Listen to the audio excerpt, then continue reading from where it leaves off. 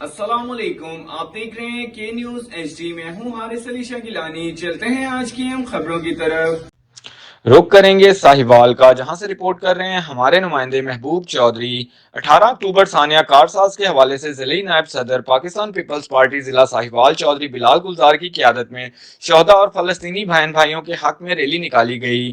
Rally باہر والے اڈے سے شروع ہو کر پاک پتن چوک، جوگی چوک، صدر چوک، مشن چوک سے ہوتی ہوئی پبلک سیکریٹریٹ پاکستان پیپلز پارٹی اختتام پذیر ہوئی، جہاں پر بڑی سکرین پر چیئرمین بلاول بھٹو زرداری کا ویڈیو سے خطاب دکھایا گیا، جس پر ڈویژن، ضلع، سٹیز، پیپلز یوتھ اور جالوں نے بڑی تعداد میں شرکت کی۔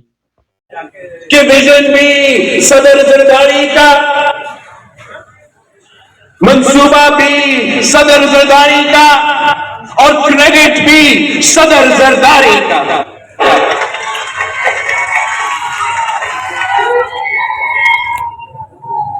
اب